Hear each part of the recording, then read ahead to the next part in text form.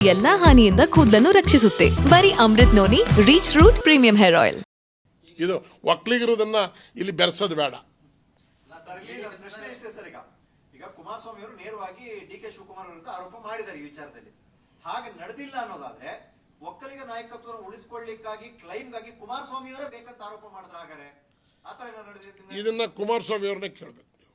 ನೀವು ಅದ್ರ ಬಗ್ಗೆ ಮಾತಾಡಲ್ಲ? ನಾನು ಮಾತಾಡಲ್ಲ. ಕುಮಾರಸ್ವಾಮಿ ಅವರು ಈ ರಾಜ್ಯದಲ್ಲಿ 2 ಸಾರಿ ಮುಖ್ಯಮಂತ್ರಿ ಆಗಿದ್ದವರು, ನಾಯಕರು. ಅವ್ರನ್ನ ಯಾಕೆಂದ್ರೆ ಭಾಳ ವಿಚಾರ ಅವ್ರಿಗೆಲ್ಲ ಮಂದಟ್ಟಾಗಿರ್ತವೆ, ತಿಳ್ಕೊಂಡಿರ್ತವೆ. ಅವ್ರಿಗೆ ಬರೋಷ್ಟು ಇನ್ಫಾರ್ಮೇಷನ್ ನಮ್ಗೆ ಯಾರಿಗೂ ಬರೋದಿಲ್ಲ. ಅದಕ್ಕೋಸ್ಕರ ಅವ್ರನ್ನೇ ಕೇಳಬೇಕು. ನಾನು BJPಗೆ ರಾಜೀನಾಮೆ ಕೊಟ್ಟಿದ್ದೀನಿ, ನಿಮಗೆ ತಿಳಿಸ್ತೀನಿ.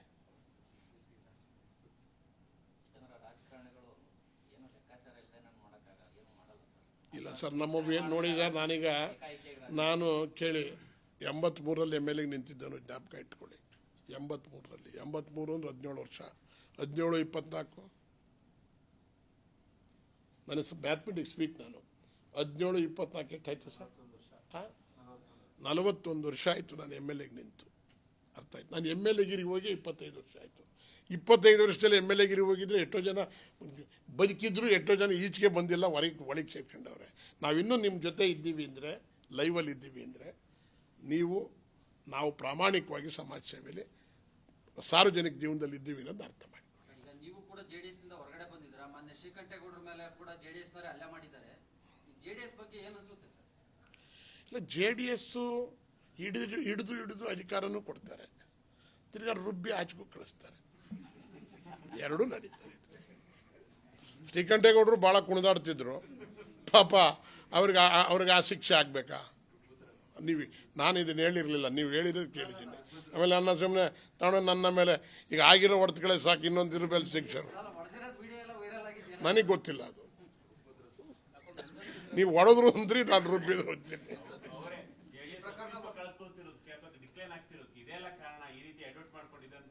ಬಹುಶಃ ನೀವು ಹೇಳಿದ ಮೇಲೆ ನಾನು ಅದ್ರ ಬಗ್ಗೆ ಯೋಚನೆ ಮಾಡ್ತಾ ಇದ್ದೀನಿ.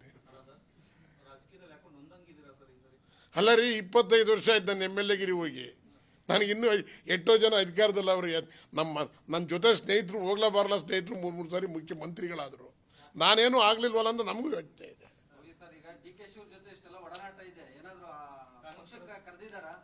ಇಲ್ಲ, ನಾನು ನೋಡ್ರಿ ಕೇಳಿ, ನಾನು ಆ್ಯಕ್ಚುಲಿ ಒರಿಜಿನಲಿ ಕಾಂಗ್ರೆಸ್ ಮ್ಯಾನ್. ನಾನು ಯೂತ್ ಕಾಂಗ್ರೆಸ್ನಲ್ಲಿ 14 ವರ್ಷ ಕೆಲಸ ಮಾಡಿದೆನು. 14 ವರ್ಷಗಳ ಕಾಲ ಯೂತ್ ಕಾಂಗ್ರೆಸ್ಸಲ್ಲಿದ್ದನು. ಯೂತ್ ಕಾಂಗ್ರೆಸ್ನಲ್ಲಿ ಆರ್ಗನೈಸಿಂಗ್ ಸೆಕ್ರೆಟರಿ ಆಗಿದ್ದೆ, ನಾನು ಟ್ರೆಜರರ್ ಆಗಿದ್ದೆ, ಜನರಲ್ ಸೆಕ್ರೆಟರಿ ಆಗಿದ್ದೆ, ವೈಸ್ ಪ್ರೆಸಿಡೆಂಟ್ ಆಗಿದ್ದೆ. ಅಧ್ಯಕ್ಷ ಆಗೋದಕ್ಕೆ 10ಕ್ಕೆ ಬಂದು ಲಾಸ್ಟ್ ಮೂಮೆಂಟಲ್ಲಿ ಕಿತ್ಕೊಂಡು ಹೋಯ್ತು ನಂದು ಯೂತ್ ಕಾಂಗ್ರೆಸ್ನಲ್ಲಿ. ಯೂತ್ ಕಾಂಗ್ರೆಸ್ನಲ್ಲಿ ನೇರವಾಗಿ ಒಂದು ಬೈ ಎಲೆಕ್ಷನಲ್ಲಿ ಟಿಕೆಟ್ ತಗೊಂಡಿದ್ದು ಕರ್ನಾಟಕ ರಾಜ್ಯದ ರಾಜಕಾರಣದ ಇತಿಹಾಸದಲ್ಲಿ ಶಿವರಾಮೇಗೌಡಂದ ಬಂದೆ. 83ರಲ್ಲಿ ನಾನೇ ಯೂತ್ ಕಾಂಗ್ರೆಸ್ನಿಂದ ನಾನು ಟಿಕೆಟ್ ತೊಗೊಂಡಿದ್ದೆ. ನಮ್ಮ ನಾಯಕರಾಗಿರ್ತಕ್ಕಂಥ SM ಕೃಷ್ಣ ಅವರು ಇವತ್ತು ನಾಗೇಗೌಡರು ಬದುಕಿಲ್ಲ. ಬೈರೇಗೌಡರು ಬದುಕಿಲ್ಲ. ಬೈರೇಗೌಡರು ನನಗೆ ಅವತ್ತು ಟಿಕೆಟ್ ಕೊಡಿಸಿದರು ಕಾಂಗ್ರೆಸ್ಸಿಂದ. ನಾನು BJPಗೆ ರಾಜೀನಾಮೆ ಕಳಿಸಿದ್ದೀನಿ. ನಾನು ವಿಜಯೇಂದ್ರವರಿಗೆ ಕಳಿಸಿದ್ದೀನಿ. ವಿಜಯೇಂದ್ರವರು ಇನ್ನೂ ಸಹಿತ ನನಗೆ ಏನೂ ಉತ್ತರ ಕೊಟ್ಟಿಲ್ಲ. ಉತ್ತರ ಕಾಯ್ತಾ ಇದ್ದೀನಿ. ನಾನು ರೆಸಿಗ್ನೇಷನ್ ಕೊಟ್ಟಾಗಿದೆ. ನಿಮ್ಗೆ ಹೇಳ್ತೀನಿ, ಇನ್ನೆಲ್ಲ ತಿಳಿಸ್ತೀನಿ. ನಿಮಗೆಲ್ಲ ತಿಳಿಸ್ತಲೇ ಅವತ್ತು ನಿಮಗೆಲ್ಲ ಬರೋಲ್ಲ, ನನಗೆ ಗೊತ್ತು. ಅದೇನು ಸಣ್ಣ ವಿಚಾರ, ಅಯ್ಯೋ ಎಷ್ಟು ಜನ ಬರ್ತಾರೆ, ಎಷ್ಟು ಜನ ಹೋಗ್ತಾರೆ, ಇಂಥವು ಈಟಿಂಗ್ ವಿಚಾರ ಆದರೆ ಸುಖೇಜು.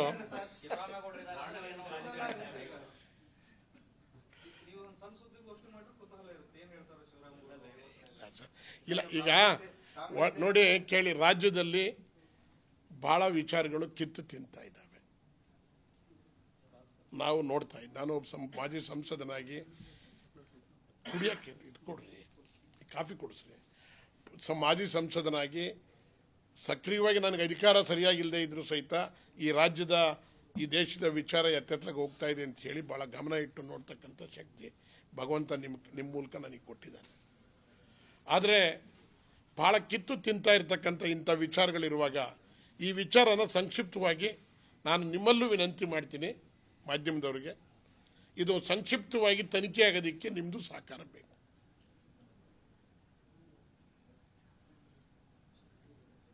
ಘಟನೆಯಿಂದ ಬೇಸತ್ತು ರಾಜೀನಾಮೆ ಕೊಟ್ರಾ ಅಥವಾ ಹೇಗೆ ಅಂತ ಸರ್ ಬಿಜೆಪಿಗೆ?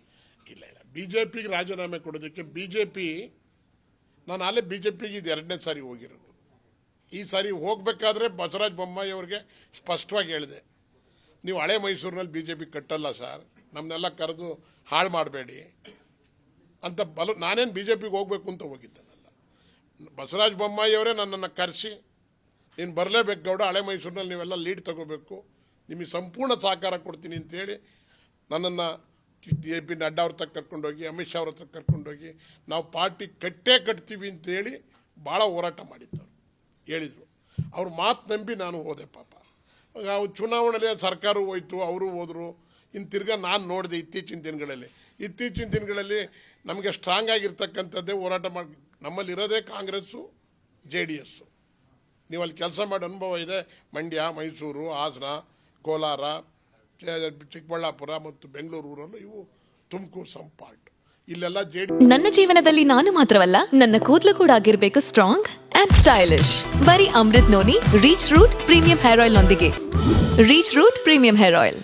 ಕಾಂಗ್ರೆಸ್ ಬಿಟ್ಟರೆ ಬಿಜೆಪಿ ಇಲ್ಲ. ಎಲ್ಲೋ ಬಿಜೆಪಿಗೆ ರಾಜ್ಯ ಮಟ್ಟದಿಂದ ಎಲ್ಲ ಮುಖಂಡರುಗಳ ಸಹಿತ ಒತ್ತು ಕೊಟ್ಟರೆ ಆಗುತ್ತೆ. ನಾನು ಈಗಾಗಲೇ 2ನೇ ಸಾರಿ ನೋಡ್ತಾ ಇದ್ದೀನಿ. 1ನೇ ಸಾರಿ ಮುಖ್ಯಮಂತ್ರಿ ನಮ್ಮ ಯಡಿಯೂರಪ್ಪ ಸಾಹೇಬ್ರೆ ನನ್ನ ಪಾರ್ಟಿ ಕರ್ಕೊಂಡೋಗಿ MP ಕ್ಯಾಂಡಿಡೇಟ್ ಮಾಡಿದರು. ಭಾಳ ಪ್ರಯತ್ನ ಮಾಡಿದೆ ಪಾರ್ಟಿ ಬದಲಾವಣೆ ಮಾಡಬಾರ್ದು ಅಂತ. ಅವ್ರು ಕಟ್ಟಕ್ಕೆ ರೆಡಿ ಇಲ್ಲ ಅಂದಮೇಲೆ ಏನು ಮಾಡ್ತೀರಿ? ಈಗ ನಿಮಗೆ ಗೊತ್ತಿದೆ, ಮಂಡ್ಯದಲ್ಲಿ ಈ JDS ಜೊತೆ ಹೊಂದಾಣಿಕೆ ಮಾಡಿಕೊಂಡಿದ್ದಾರೆ. ಕಟ್ತಾರ ಪಾರ್ಟಿಯಾ? ಕಟ್ಟಕ್ಕಾಗುತ್ತಾ?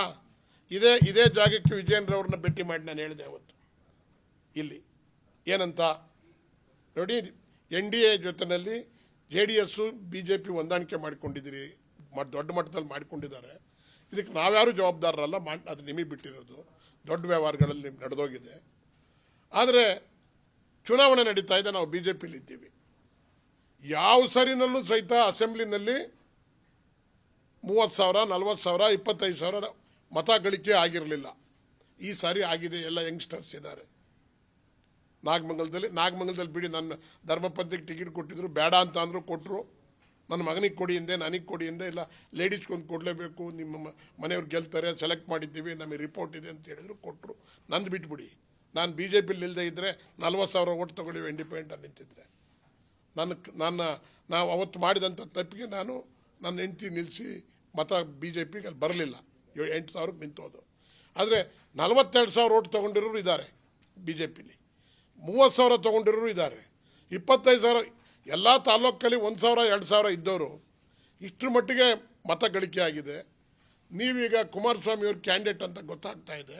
ನೀವು ನೇರವಾಗಿ ಅಧ್ಯಕ್ಷರು ಈ ತೀರ್ಮಾನ ತಗೋಬೇಕು, ಪಾರ್ಟಿ ಕಟ್ಟೋದಕ್ಕೆ ಕ್ರಮ ಆಗಬೇಕು.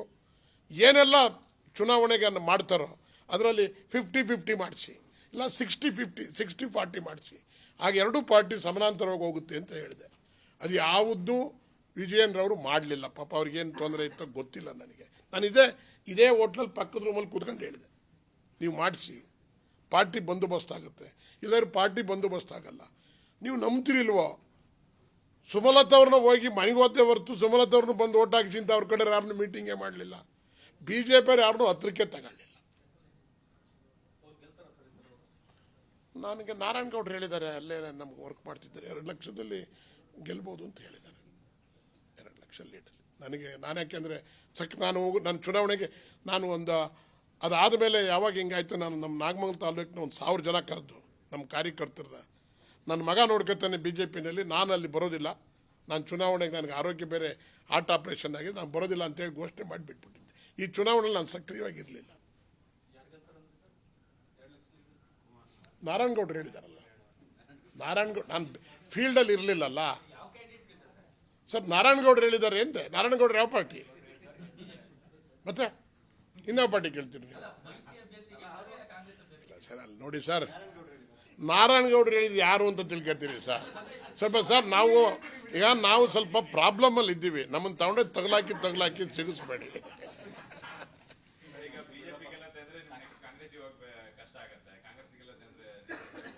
ನನಗೇನು ಅದು ಯಾವುದಕ್ಕೂ ನಾನು ಮಾತಾಡೋಕೆ ಹೊಂಟ್ರಿ ಅದನ್ನು ಕೇರೇ ಮಾಡಲ್ಲ. ನಾನು 2 ಸಾರಿ ಇಂಡಿಪೆಂಡೆಂಟಾಗಿ ಗೆದ್ದಿದ್ದನು. ಎಷ್ಟು ಸಾರಿ ಹೇಳಿ? 2 ಸಾರಿ ಇಂಡಿಪೆಂಡೆಂಟಾಗಿ ಗೆದ್ದಿದ್ದನು. ಪುಕ್ಸಟ್ಟೆ ಮರ್ಡರ್ ಕೇಸ್ ಹಾಕ್ಕೊಂಡಿರೋನು ನಾನು.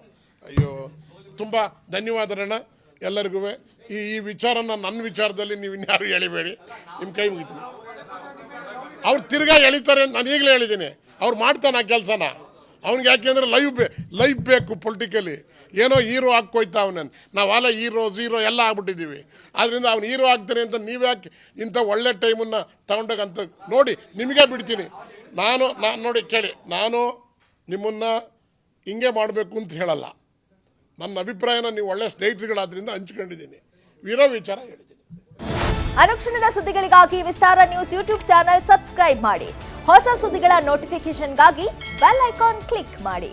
ಲೇಟೆಸ್ಟ್ ಅಪ್ಡೇಟ್ಸ್ಗಾಗಿ www.vistaranews.com ವೆಬ್ಸೈಟ್ಗೆ ವಿಸಿಟ್ ಮಾಡಿ. ಅಂಗೈಯಲ್ಲೇ ಜಗತ್ತಿನ ಸುದ್ದಿ ತಿಳಿಯಲು ವಿಸ್ತಾರ ನ್ಯೂಸ್ ಕನ್ನಡ ಆಪ್ ಡೌನ್ಲೋಡ್ ಮಾಡಿ.